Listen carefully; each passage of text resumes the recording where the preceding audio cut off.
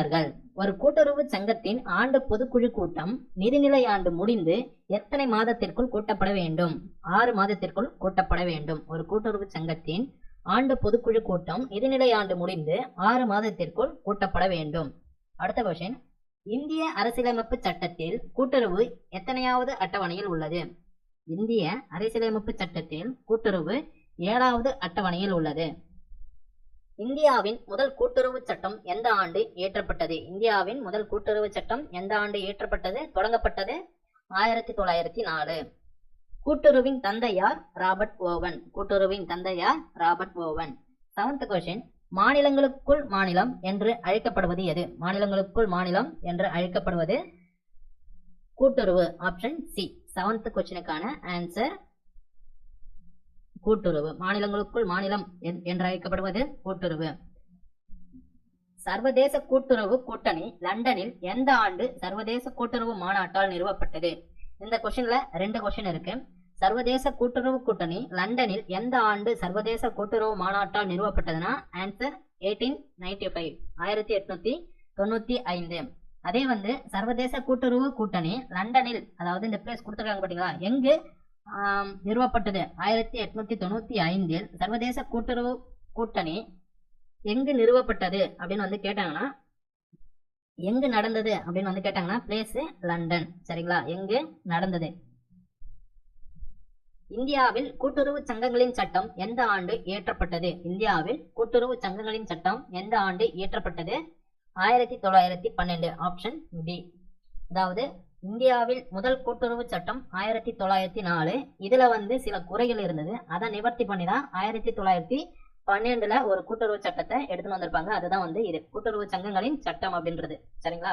KF என்றழைக்கப்படுவது எது? KF என்றழைக்கப்படுவது கோஆபரேட்டிவ் ஃபோர்மண்டன்ட். அதாவது KF என்றழைக்கப்படுவது கோஆபரேட்டிவ்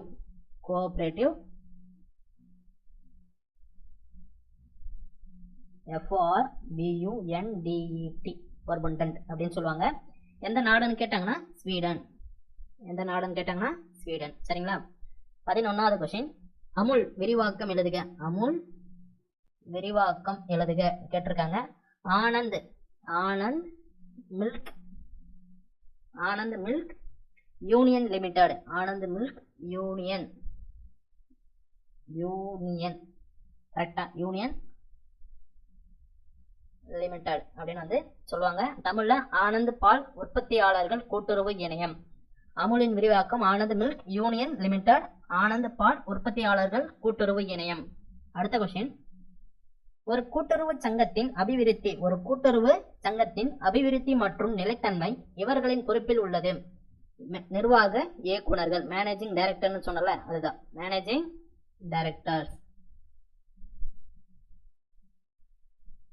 ஒரு பிரதம கூட்டுறவு சங்கத்தின் தீர்மான புத்தகத்தின் காப்பாளர் யார்? ஒரு பிரதம கூட்டுறவு சங்கத்தின் தீர்மான புத்தகத்தின் காப்பாளர் கண்டிப்பா செக்ரட்டரியா தான் இருக்க முடியும், அதாவது செயலாளர்,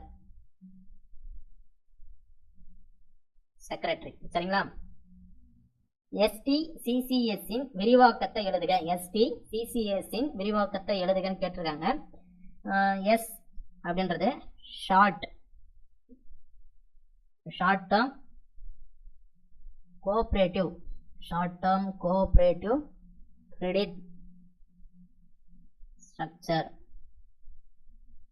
அதுதான் STCCS இன் விரிவாக்கம். இதை தமிழ்ல பார்த்தோம் அப்படின்னா ஆப்ஷன் டி, குறுகிய கால கூட்டுறவு அமைப்பு முறை. இந்தியாவில் முதல் கூட்டுறவு சட்டம் பிரிட்டிஷாரால் எப்பொழுது இயற்றப்பட்டது? 1904. இந்தியாவில் முதல் கூட்டுறவு சட்டம் பிரிட்டிஷாரால் எப்பொழுது இயற்றப்பட்டது? 1904. நிர்வாக கொள்கைகளின் தந்தையார் ஹென்றி பாயோல். நிர்வாகம் மற்றும் மேலாண்மை என்பவை ஓரளவுக்கு வேறுபட்டது. அதாவது நிர்வாகம் மற்றும் மேலாண்மை அப்படின்றது மோஸ்ட்லி சிமிலரா இருக்கும், கொஞ்சம் டிஃப்ரெண்டா இருக்கும் அப்படின்றது. சரிங்களா? சந்தையிடுகை கூட்டுறவுடன் கடனை இணைப்பதற்கான எடுத்துக்காட்டு. சந்தையிடுகை கூட்டுறவுடன் கடனை இணைப்பதற்கான எடுத்துக்காட்டு ஆப்ஷன் பி, இடைநிலை ஒருங்கிணைப்பு. கூட்டுறவுகளின் இலக்கிற்கான முடிவினை எடுப்பது. கூட்டுறவுகளின் இலக்கிற்கான முடிவினை எடுப்பது எதுன்னு கேட்டாங்கன்னா உயர்நிலை மேலாண்மை. ஏன்னா இங்க இருக்கிற உயர்நிலை மேலாண்மை தான் கூட்டுறவுகளின் இலக்கினை நிர்ணயம் செய்து அதற்கான உதவிகள் செய்யறதோ இல்ல அதற்கான வழிமுறைகளை வகுத்து கொடுக்கறதோ இவங்களால மட்டும்தான் முடியும். ஸோ அப்போ கூட்டுறவுகளின் இலக்கிற்கான முடிவினை எடுப்பது பார்த்தீங்கன்னா உயர்நிலை மேலாண்மை. செய்தியை வார்த்தைகள், படங்கள், சின்னங்கள், அறிகுறிகள் அல்லது வேறு ஏதேனும் வடிவத்தில் மொழிபெயர்க்கும் செயல் என்கோடிங் என்று பெயர். என்கோடிங். Option C. ஒரு மாதிரி கூட்டுறவு மசோதாவை தயாரிக்க இந்தியாவின் திட்ட ஆணையத்தால் நியமிக்கப்பட்ட குழு எது? ஒரு மாதிரி கூட்டுறவு மசோதாவை தயாரிக்க இந்தியாவின் திட்ட ஆணையத்தால் நியமிக்கப்பட்ட குழு. Option D. Brahm Prakash. NCUI என்பது இந்திய தேசிய கூட்டுறவு ஒன்றியம். National cooperative union of India. National cooperative union of India. இதுதான் இந்திய தேசிய கூட்டுறவு ஒன்றியம். அடுத்தது, இவற்றில் எது புதிய பொருள் வளர்ச்சியின் படிநிலைகளில் இல்லை? தரக்கட்டுப்பாடு என்பது புதிய பொருள் வளர்ச்சியின் படிநிலைகளில் இல்லை. கூட்டுறவு அமைப்பின் உரிமைத்துவம் மற்றும் கட்டுப்படுத்தல் யாரிடம் உள்ளது? அங்கத்தினர்களிடம் உள்ளது. NCCT-யின் தலைமையகம் எங்கு உள்ளது? புதுடெல்லி. NCCT-யின் அப்ரிவேஷன் பார்க்கலாம். NCCT-யின் abbreviation national council for cooperative training. National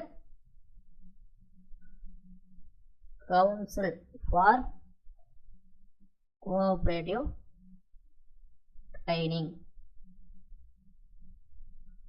NCCE-யின் விரிவாக்கம் பார்க்கலாம். NCCE-யின் விரிவாக்கம் அதேதான்.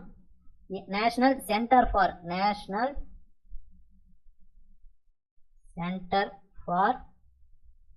Cooperative education.